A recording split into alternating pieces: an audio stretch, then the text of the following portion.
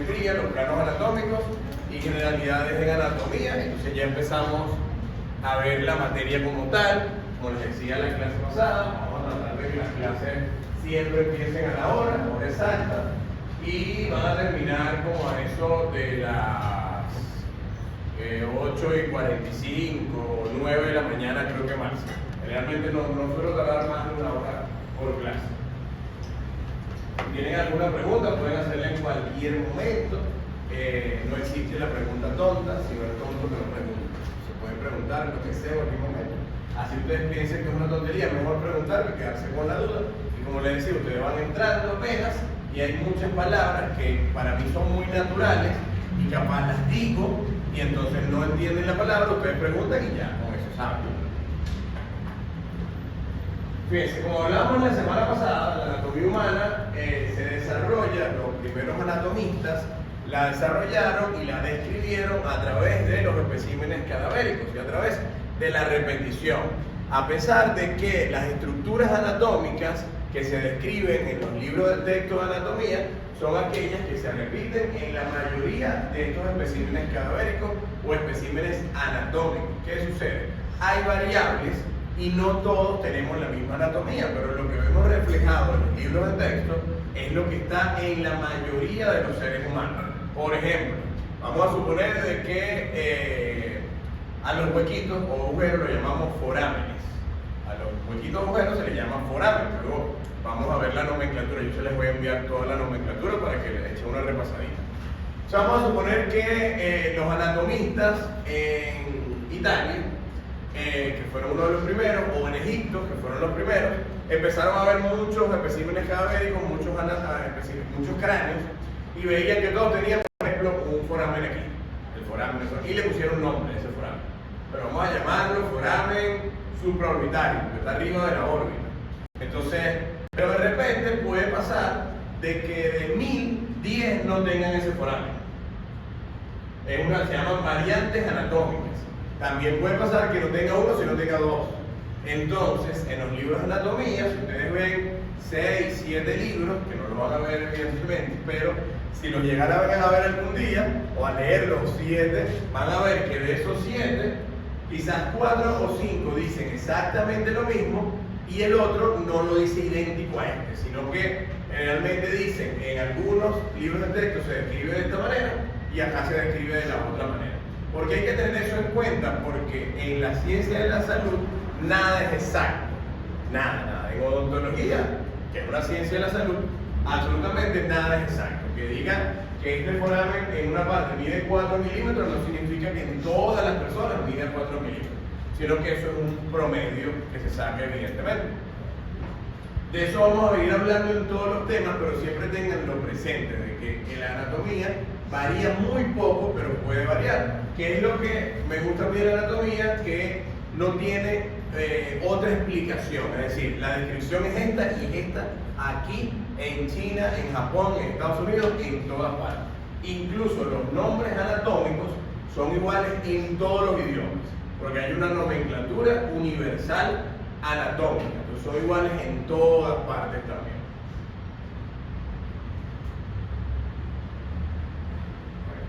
Esto lo vimos la semana pasada, entonces en esto sí vamos a empezar. ¿Qué hay que ver? Cuando ustedes vean el libro de anatomía, generalmente ellos están diagramados en los libros de anatomía. Yo les envío la presentación. Ahorita me recuerdan en la tarde, en la noche, y yo se las envío por el grupo. En los libros de texto de anatomía, algunos tienen fotos reales, pero la mayoría tienen diagramas, que son como dibujos, como animaciones. En esos dibujos, en esas animaciones, para facilitar el estudio de la anatomía, entonces se plantea de esta manera.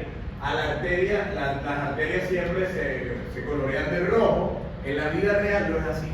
En la vida real todo es igualito. O sea, bueno, el nervio sí es un poquito amarillo, pero las arterias, las venas son pequeñitas y todo se ve igualito. En cambio, en los libros, para facilitar el estudio, colorean de esta manera. Las arterias siempre las van a ver en los libros de rojo, las venas las van a ver así como un azul o a veces como morado, violeta. Los nervios siempre los van a ver así como unos cablecitos amarillos. El tejido linfático con estas estas pepitas, estos redonditos verdes, siempre está de verde el tejido linfático en los libros, las fibras simpáticas de rojo, las parasimpáticas de azul, y esto dependiendo si hay una fibra preganglionar o postganglionar, la dibujan de esta manera. Luego iremos sabiendo que es una arteria, que es una vena, que es un nervio, todo esto. Y hoy vamos a empezar a hablar de lo que son los planos anatómicos. ¿Qué pasa? En anatomía tenemos que siempre estar orientados en el espacio, porque hablamos de descripciones. Es decir, se va a describir un ser humano, una estructura de un ser humano, y esa estructura yo tengo que saber cómo verla o cómo está situada o parada para poder describirla. ¿A qué me refiero a esto? Que si yo... Un momentito, de modelo, ¿cómo te llamas tú? Tiene nombre de modelo, Alondra. Sí, Alondra está aquí, ¿verdad? Ajá. ¿Cuál es el lado derecho de Alondra? Este de aquí, ¿verdad? Ahora, porque la estamos viendo de frente, ¿cierto? Pero si Alondra estuviese así, y yo digo, ¿cuál es la parte anterior de Alondra? Entonces, anterior aquí ustedes sería esto, pero en realidad no es eso, es su cuerpo, esto es anterior, ¿cierto? Esto sería posterior, igual esto sería de derecho o izquierdo. ¿Por qué me refiero a esto? Porque hay algo que se llama, con las manos, como ese dibujo, eso, y los pies eso. Eso se llama la posición anatómica normal. ¿Qué significa la posición anatómica normal? Significa que siempre la anatomía se va a describir desde esta perspectiva. Es decir, cuando en el libro están diciendo lado derecho, es el lado derecho de verdad. Lado izquierdo es porque está viendo de frente. ¿Cómo es la posición anatómica normal? De pie, erguida, con las palmas de la mano hacia adelante, los pies juntos hacia el frente y la mirada hacia el horizonte de forma recta. Y que la mandíbula está paralela al piso, no puede estar así y así, sino paralela al piso. Gracias. Eso se llama posición anatómica normal. Repito, ¿para qué sirve? Sirve porque en los libros antiguos no había muchas imágenes, había mucho texto. En los nuevos también hay más texto que imágenes. En los atlas es donde hay más imágenes. ¿Qué sucede? Si a ti te empiezan a describir de una vez, te dicen, del lado derecho se encuentra tal cosa, tal cosa, tal cosa. Un poco más inferior se encuentra tal cosa. Ya tú tienes que saber que está parado de esa manera, el individuo. Bueno, por eso se llama posición anatómica normal. Además, usamos los planos anatómicos o cortes anatómicos para mejorar esa descripción y para ubicarnos en el espacio. ¿De qué manera? Fíjense, tenemos 3 planos anatómicos, cortando, por así decir, imaginariamente, el cuerpo humano de distintas maneras. Vamos a tener un plano que se denomina, esto lo vamos a describir, un plano frontal o coronal, un plano sagital y un plano axial. De esta manera, fíjense, no es lo mismo que yo vea un corte de lado, que lo vea así de lado, ¿verdad? O que lo vea de frente o por detrás, o que lo vea desde arriba o desde abajo, ¿cierto? Voy a ver distintas cosas. Es más, voy a ver lo mismo, pero desde distintos ángulos. Como todo, si yo tengo esto parado acá, y lo veo desde aquí, veo una cosa, ¿cierto? Si lo veo desde arriba, veo otra. Si lo veo desde abajo, veo otra. Y si lo veo de atrás o adelante, veo otra. Para eso son los planos anatómicos. ¿Por qué? Se estudia la anatomía seccionando el cuerpo de manera longitudinal, transversal o de manera oblicua. Y así vamos a tener los diferentes componentes y los diferentes planos anatómicos. Ahora vamos a describir cuáles son esos planos anatómicos, son muy importantes. Antes de los planos anatómicos tenemos que saber ¿cómo se llaman? Algunos movimientos del cuerpo humano. Todo lo que sea de separar del cuerpo lo llamamos extensión, de esta manera, extensión, y flexión, por supuesto, cuando se flexiona, como su nombre lo dice, alguna articulación. También en el cuerpo podemos tener, gracias a las articulaciones, rotación lateral. Lateral es todo lo que sea hacia afuera, y rotación medial, todo lo que sea hacia adentro. Igual podemos tener separación o aproximación de nuestras extremidades o nuestros miembros superiores e inferiores. Elevación, esto aplica mucho a la mandíbula. Elevación, su nombre lo dice, siempre es hacia arriba. Y depresión siempre es hacia abajo. Esa depresión no significa que se siente mal, que está deprimido. ¿No? Depresión, si yo digo depresión de la mandíbula significa abrir la boca, es decir, bajar la mandíbula. Porque arriba del maxilar no se mueve solamente la mandíbula. Si yo digo protrusión, significa un movimiento hacia anterior, hacia adelante de la mandíbula. Y retrusión, un movimiento hacia atrás, hacia posterior de la mandíbula. Y eso lo van a escuchar mucho en clínica también. Fíjense, entonces, dependiendo los ejes y cómo se dividan los planos anatómicos, vamos a ver desde distintos puntos de vista. Vamos a describir estos planos, fíjense. El primer plano que vamos a describir es el plano coronal. Se llama plano coronal o también llamado plano frontal. El plano frontal o coronal es aquel que divide el cuerpo en dos partes, una anterior y una posterior. No importa dónde lo haga, puede ser en cualquier parte, pero lo va a dividir siempre en dos, en una anterior y una posterior. ¿Qué quiere decir esto? Es como si yo hiciera esto así, ¿ven? De esta manera. Si yo corto de esta manera, entonces voy a tener una parte anterior y una parte posterior, ¿cierto?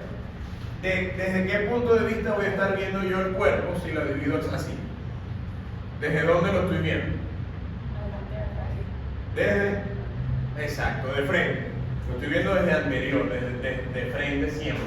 ¿Por qué? Lo estoy cortando de esta manera. De esa manera no tiene que ser exacto en todo el medio, puede ser en cualquier parte del cuerpo. En cualquier parte del cuerpo puede haber un plano coronal. Entonces cuando uno estudia cualquier cosa en anatomía, generalmente la imagen dice abajo, corte coronal, por ejemplo, del hueso temporal. Entonces, si ya te dicen el corte coronal, ya tú sabes cuál es el corte y cómo que lo estás viendo de frente. Si no te lo dicen, a veces es difícil ubicarse. A veces si no te dicen cuál es el plano y tienes un corte, tú dices, ¿y qué plano es este? Porque a veces cuesta ubicarse, pero si te lo dicen, entonces tú dices, yo lo estoy viendo de frente, y se ve tal cosa, tal cosa, tal cosa. Y lo que tú ves de frente va a ser diferente a lo que ves de lado. De lado lo llamamos el corte, este corte que se llama sagital. Sagital es de esta manera, como el peinado de ella que está aquí perfectamente en todo el medio, ¿verdad? Sagital, así. Ese es el corte sagital, en todo el medio acá, no tiene que ser en todo el medio, puede ser en cualquier parte, pero va a dividir el plano sagital, divide el cuerpo en dos partes, una derecha y una izquierda. ¿Lo ven? Es diferente al frontal o coronal, que lo dividía en anterior y posterior. Este lo divide en derecha e izquierda, como si yo cortara de esta manera. ¿Lo ven? Así, de esta manera. Ok. Y el otro plano se llama plano axial o transversal. Axial o transversal, que es este que está acá. Este va a dividir el cuerpo en dos partes, una superior y otra inferior, como si cortara de esta manera, en cualquier parte del cuerpo. Incluso es el que más se usa. El axial o transversal es el que más se usa porque permite observar desde dónde. Desde arriba, correcto. ¿Y el sagital permite observar desde dónde? Desde lado, exactamente. Porque divide de lado, se puede observar como si estuvieras viendo de lado. Entonces, observando los tres planos anatómicos es la única manera de poder observar la totalidad de alguna estructura. Cuando, por ejemplo, nosotros vemos una tomografía, la tomografía está dividida de esa manera, está dividida en cortes axiales, sagitales y coronales.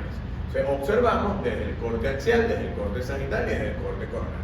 Si hay una patología, si hay una lesión, cualquier cosa que suceda ahí, tenemos que observar cada uno de los cortes porque siempre suele verse diferente en esos cortes, no se ve lo mismo. Aquí tenemos el repaso, fíjense, el corte transversal o axial, fíjense cómo va a dividir en una parte inferior y una parte superior, haciendo el corte de esta manera, corte axial o transversal.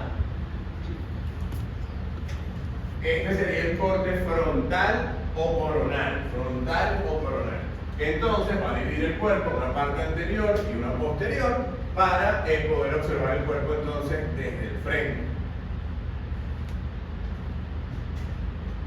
El corte sagital que va a dividir en dos lados, uno derecho y uno izquierdo, para poder entonces observar de lado el cuerpo humano o cualquier parte del cuerpo, cualquier estructura. Además de esto, tenemos que sumarle, ¿entendieron lo de los planos? ¿Duda? Nada, chévere. Bien, está muy fácil, ¿verdad? Está muy fácil. Ahorita empezamos fácil. ¿Verdad, Juliet? Todo empieza fácil. Juliet se la mente. Ahora tenemos que sumarle a esto unas palabras muy importantes que sirven para describir. ¿Por qué sirven para describir? Porque en anatomía lo más importante es estar situado y que cuando tú leas una descripción sepas de qué está hablando esa descripción. Entonces se usan estas palabras que son, por ejemplo, sencillo, superior e inferior, sabemos lo que es. Ahora, si yo digo superior, ya ustedes saben que miren cómo está la posición anatómica normal, ¿la ven? Superior siempre va a ser hacia la cabeza. También lo pueden llamar cefálico, superior o cefálico. Por ejemplo, si yo estoy conversando con alguien en términos anatómicos o durante una cirugía, yo no digo, dale más para arriba. No, porque es eso. Yo digo, dale un poco más cefálico o un poco más superior. Se habla de esa manera. No puedo decir, dale para abajo, no, ni que eso fuera un reggaetón. Yo digo, un poco más inferior o un poco más caudal. Inferior también se le dice caudal, cefálico y caudal, superior, inferior. Ahora, para ubicarnos hacia los lados, tenemos lateral, todo lo que se aleje de la línea media es lateral. Es decir, del centro hacia afuera, bien sea del lado derecho o del lado izquierdo. Desde la línea media, que es la columna vertebral, la línea media, hacia afuera se denomina lateral. No existe decir que está un poco más a la derecha, eso no se puede decir. Se dice está lateral. Y siempre que digo está lateral, tengo que decir lateral con respecto a qué. Por ejemplo, si yo digo que ya digo mal, si yo digo, no, tenemos ¿y tú eres? No, ¿y tú eres? Si yo digo que Alondra está más lateral que Noreley con respecto a Sofía, ¿cierto? Pues está más allá. Pero yo tengo que buscar un punto de comparación, porque si yo digo está lateral, digo lateral con respecto a qué. O sea, lateral significa que se aleja de la línea media, pero yo tengo que decir con respecto a qué para estar bien ubicado. Si yo digo medial, es todo lo contrario. Medial significa que se acerca a la línea media, al medio. Recuerden, medial, medio, se acerca a la línea media. También hay otras palabras que se llaman, por ejemplo, proximal y distal se usa sobre todo en articulaciones o huesos que tengan articulaciones. Proximal es lo que esté cercano a la articulación principal y distal es lo que se aleja. Y en la boca se usan mucho los términos mesial y distal. Mesial, lo que se acerca a la línea media, y distal, lo que se aleja de la línea media. O sea, un molar, por ejemplo. Un molar tiene una cara mesial, que es la que se acerca a la línea media, y una distal, que es la que se aleja de la línea media. En la boca se usa mucho mesial y distal. Igual se usa mucho decir lingual y palatino o vestibular y palatino. Luego cuando nos toca video buscar, bueno, ustedes lo ven antes siempre en las otras materias. Esto que tenemos acá es un diagrama y como les mostraba, fíjense que los diagramas siempre tratan de colocar las arterias de rojo, las venas de azul y los nervios de amarillo para poder distinguirlo fácilmente. En la vida real no es así, pero en los diagramas se colocan de esta manera para que sea más fácil. Como le dije la semana pasada, la idea es que ustedes en junio sepan todo lo que traen. Puedan describir esto completo. Las arterias, las venas, los nervios, los huesos, los músculos, todo lo que se ve. Bueno, no están los músculos, pero ok. En las tomografías se aplica este principio de los planos anatómicos, lo llamamos cortes tomográficos en las tomografías. Es exactamente lo mismo. Vamos a ver si se logra ubicar aquí. ¿Qué plano sería este? ¿Qué? Coronal. Tú dices coronal. Sí. Tú dices frontal o coronal. Coronal. Coronal. Este es coronal. Aquí están las órbitas, no son las órbitas, los globos oculares. Esto que se ve aquí como grisecito son los músculos del intrínseco del globo ocular. Estamos viendo de frente, son las fosas nasales. ¿Sí? Son las fosas nasales. Y esto es cráneo. Esto es frontal o coronal. Estamos viendo de frente. Fíjense que está hecho un corte como a esta altura más o menos, viendo de frente. Ok. ¿Qué corte sería este? Transversal. Axial, perfecto. Un corte axial está hecho de esta manera. El corte. De esta manera es un corte axial. Es como un sándwich. En las tomografías son como un sándwich. Tiene muchas rebanadas y tú vas viendo cada una de esas rebanadas. En cada una encuentras algo distinto. Como un pan de jamón. En un pan de jamón, si tú lo picas en una esquina, no tienes nada. Si lo picas un poquito más allá, tienes más jamón. Si lo picas más allá, te encuentras toda aceituna, así va, ¿cierto? Bueno, eso es como un pan de jamón. El corte axial es como un pan de jamón. Ahora, si lo cortas a lo largo, es un corte sagital. Y si lo cortas así, de esta manera, así, sería un corte frontal o coronal. Pero el corte del pan de jamón es un corte sagital. Ahorita cuando compra un pan de jamón, le dice, mamá, lánzate un corte sagital en ese pan de jamón.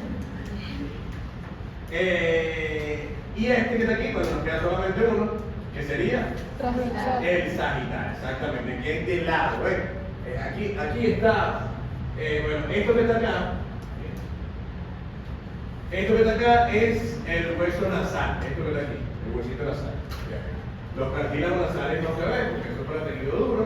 Este es los cornetes, los huesos nasales, y está más o menos el corte aquí, más o menos casi que en el medio. Acá. Por eso se ve de esa manera. Es un corte sagital. Aquí tenemos frontal o coronal, axial y este sagital. ¿Cómo quedamos con los planos? Bien, sin duda. Muy bien. Todo bien. Perfecto. Ya podemos hacer examen. Luego, ahorita vamos a ver los tipos de huesos y tipos de articulación. En nuestro cuerpo humano hay distintos tipos de huesos dependiendo de su forma, de su estructura. Ahí tenemos, por ejemplo, los huesos largos, como por ejemplo es el húmero, la tibia, el peroné, que están de esta manera, son huesos largos. Generalmente en su interior tienen buena médula ósea, pero vamos a ver qué significa eso. Huesos planos, totalmente planos, como es por ejemplo el esternón.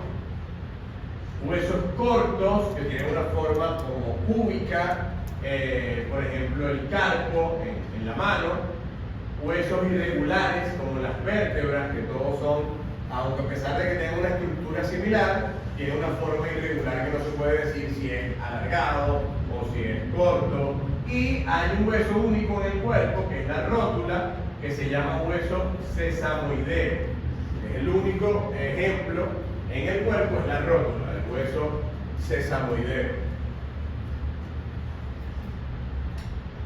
Este esqueleto humano está compuesto por 206 huesos, cartílagos y diferentes ligamentos que unen los músculos a los huesos para poder hacer su movimiento.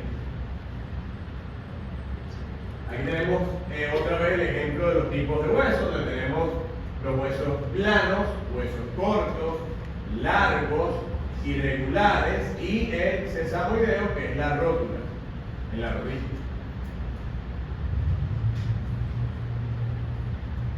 Este cuerpo óseo, hablando solamente del esqueleto óseo, está conformado por un esqueleto axial y un esqueleto apendicular.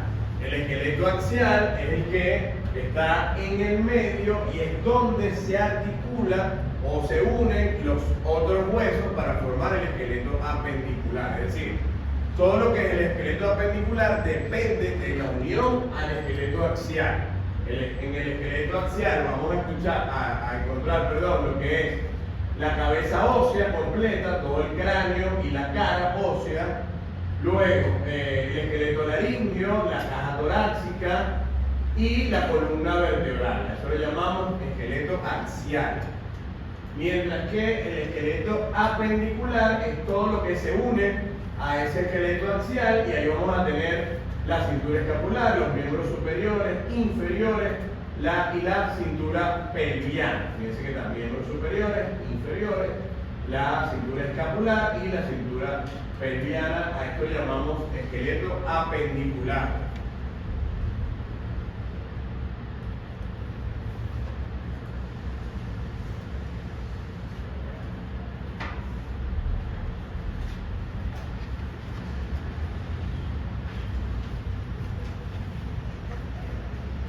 Ok, y ahora nos vamos a los tipos de articulación. Estos tipos de articulaciones los podemos dividir o clasificar según su estructura y su función. Según su función podemos tener articulación fibrosa que no tiene movimiento, que también se llama sinartrosis. La articulación que no tiene movimiento se llama sinartrosis. Y ustedes dirán, bueno, pero ¿para qué sirve una articulación que no se mueva? Bueno, porque toda la unión de un hueso con otro se denomina articulación. No importa si hay movimiento o no. Es decir, tenemos los parietales, se unen en el medio, eso es una articulación. Que es una sinartrosis, porque no se recuerden la palabra, sinartrosis. Que artrosis significa movimiento. Sinartrosis va pegado. Sinartrosis significa sin movimiento. Sinartrosis. Que también se puede llamar fibrosa sin movimiento. Otra se llama, otra que sí tiene movimiento, es la sinovial. La articulación sinovial es una articulación que tiene movimiento completo. Por ejemplo, la de la articulación temporomandibular, que nos permite abrir y cerrar la boca y mover la mandíbula para todos lados, es una articulación sinovial. Y la de la rodilla también es una articulación sinovial, otro ejemplo, porque tiene amplios movimientos. Y la cartilaginosa es aquella que tiene algo de movimiento, un movimiento limitado. Por ejemplo, la columna vertebral es una articulación cartilaginosa porque el movimiento es limitado. Podemos, digamos, inclinarnos completos porque hay muchas vértebras, que luego veremos cómo es la columna vertebral, que permiten el movimiento luego, pero entre ellas hay un movimiento limitado. Ya no pueden abrirse de esta manera, sino que tienen un movimiento limitado porque tienen un cartílago ahí que es el disco articular. Entonces tenemos acá sinartrosis, lo que le decía, sin movimiento. Sinartrosis es simplemente la unión de hueso con hueso. Ahí en el medio no hay nada, es hueso con hueso. No hay nada ahí. Se llama sinartrosis.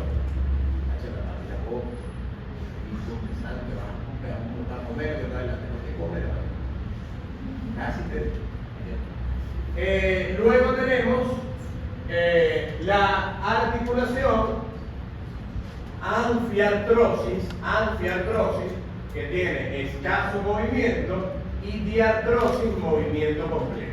Anfiartrosis, escaso movimiento, y diartrosis, movimiento completo. Hay una articulación única también en el cuerpo humano, que es la de los dientes en el alvéolo, que se llama cónfosis. Esa es única, no existe otro ejemplo. ¿Cómo? Solamente cónfosis, con G, cónfosis. Se llama la de los dientes en el alvéolo. Aquí también, justamente, aquí. Esta articulación se llama cónfosis, la de los dientes en el alvéolo. Suturas se le denomina a la unión de los huesos craneales, que luego le pondremos nombre a cada una de esas suturas. Es decir, la unión de parietal con parietal, la unión de parietal con el occipital, de parietal con el frontal, se llama sutura.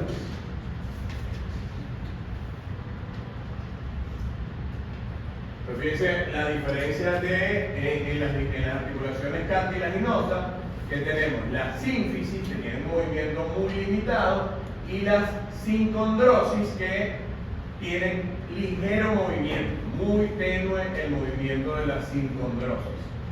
Estas no tienen un cartílago en el medio y estas sí tienen un cartílago atravesado en el medio.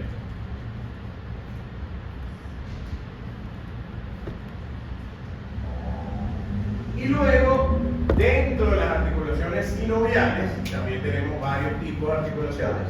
De las sinoviales, que recuerden, las sinoviales son aquellas que tienen movimiento completo.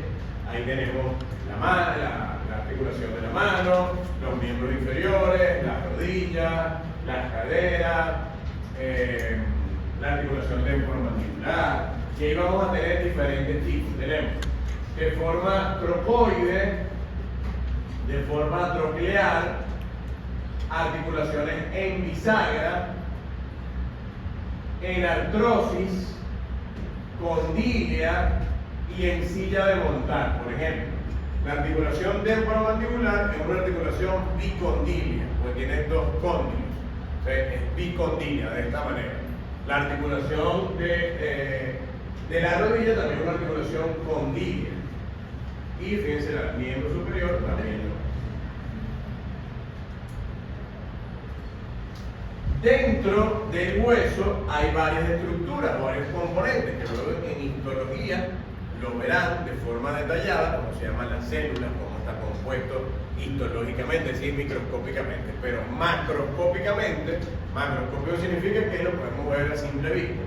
Tenemos, dentro del hueso vamos a tener en la periferia un hueso compacto, como ven acá, fíjense, un hueso bien compacto, esto que no tiene nada de poros.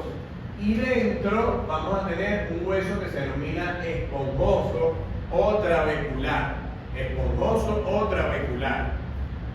Y adentro, en la cavidad medular, la médula ósea, que está presente en los huesos largos.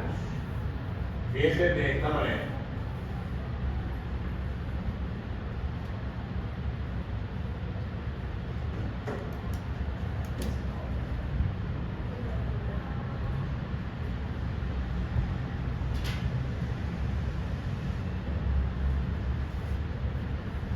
El objetivo del hueso, que es generar soporte, proteger al cuerpo humano, generar movimiento e incluso producir las células sanguíneas que se producen en la médula ósea.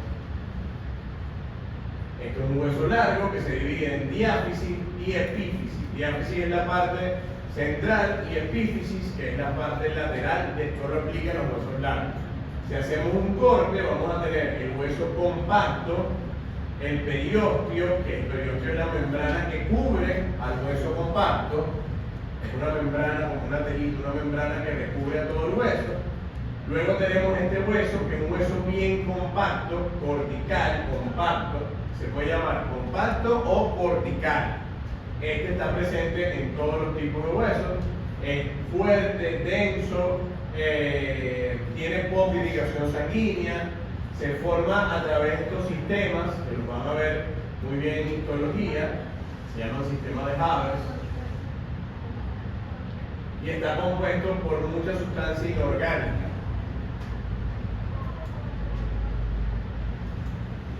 Dentro de este hueso pasan vasos sanguíneos, nervios,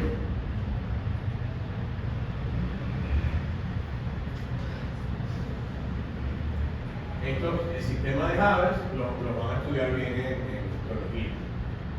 ¿Quién es la histología? Ah, de mí.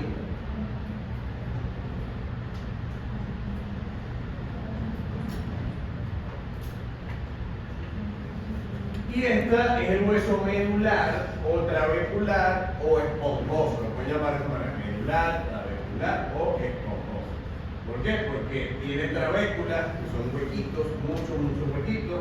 Es un hueso que tiene bastante irrigación sanguínea, tiene una estructura como esponjosa, como panal de abeja, está muy agujerado, no es nada rígido, puedes cortarlo fácilmente. Y ahí está la cavidad medular, en los huesos largos, en donde está la médula ósea. La médula ósea es donde se producen las células sanguíneas. También eso lo verán en histología, lo mantienen muy bonito. De ahí se derivan las células sanguíneas. tanto las células rojas como las células blancas. Sí, las células rojas que son los eritrocitos y las células de defensa también del cuerpo.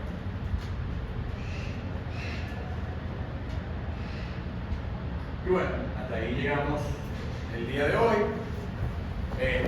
La próxima semana creo que